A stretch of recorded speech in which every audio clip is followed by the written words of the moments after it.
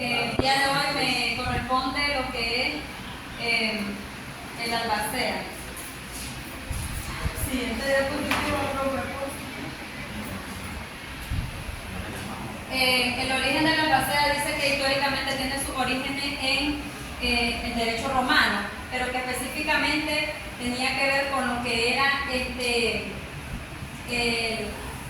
derecho canónico, donde en esa época la presencia de la sociedad se hizo evidente y frecuente. Dentro de la sociedad se hizo evidente y frecuente esto del albaceato, por favor, y muchas familias adineradas dejaban sus activos al servicio de la Iglesia Católica. Ellos eran los que resguardaban los bienes de los adinerados de la aristocracia, convirtiendo a los obispos de cada localidad en administradores y contadores repartidores de los recursos legados. El concepto que tiene es del árabe, dice andaluz alguacil, encargado ¿qué quiere decir? Encargado del testamento. Es la persona encargada por el testador, es decir, quien nombra en primera instancia a un albacea es el testador, que posteriormente vendría a ser el causante. Donde él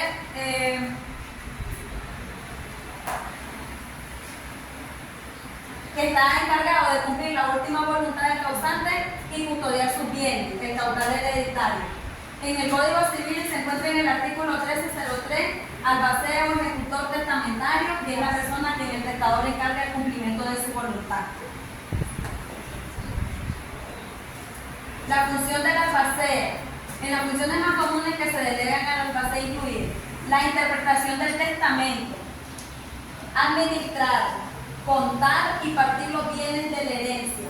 Se le asigna el pago de las deudas, proteger los bienes que se hayan heredado a menores o incapaces, entre otros. También hablaba de que tiene la potestad, si está designado en el testamento, de vender e hipotecar también.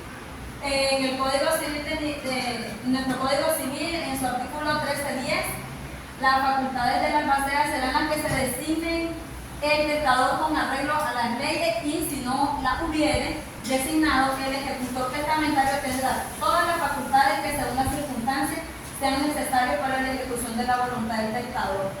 Podrá autorizar al albacea para practicar el inventario y la partición de los bienes, pero en el caso de que los herederos o legatarios no estén conformes con dicha partición, esta se pasará al juez del distrito respectivo para que la reforme, confirme o anule sin ulterior recurso. Si el testador en el testamento confesare haber vendido algún inmueble a una persona sin haber formalizado la venta, será competente para otorgar al comprador la escritura de venta, el albacea o los herederos. Después tenemos la naturaleza jurídica, es personalísima y gratuita, temporal, con capacidad para obligarse. En el artículo 13, el albacea no puede delegar el encargo que ha recibido. Una vez muerto, ahí no puede ser traspasado a su heredero, pero no está obligado a obrar personalmente. Puede hacerlo por mandatarios que obren bajo su orden, es decir, no es obligatorio que sea solo él el encargado de las ejecuciones de su cargo, sino que también él puede delegar a otros. Respondiendo, puede ser el nombramiento de los mandatarios aun cuando el testador hubiera nombrado a otro albacea subsidiario. Independientemente de un albacea subsidiario, él puede nombrar a otros que le colaboren.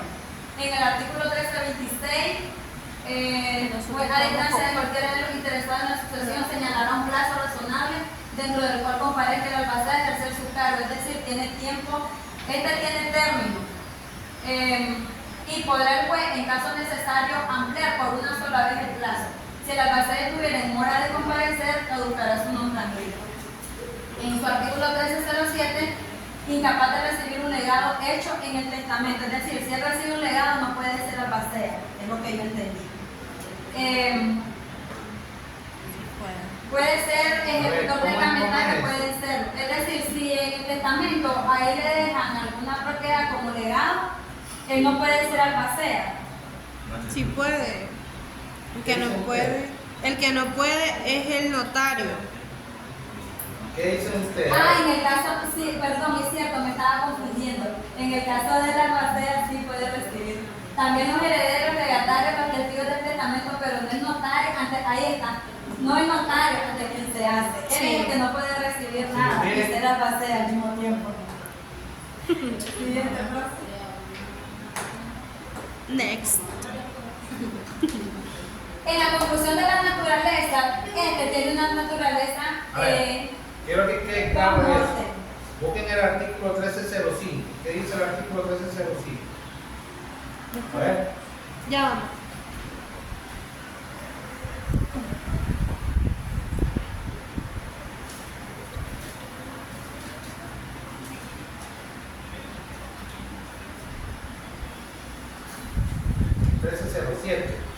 Estamos viendo, ¿verdad? Sí, el anterior, donde dice que la albacea no puede. Bajar 5 puntos.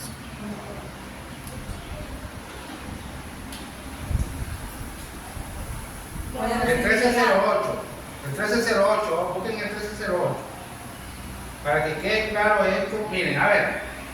¿Qué sucede si yo en mi testamento le digo a Niaga que va a ser albacea?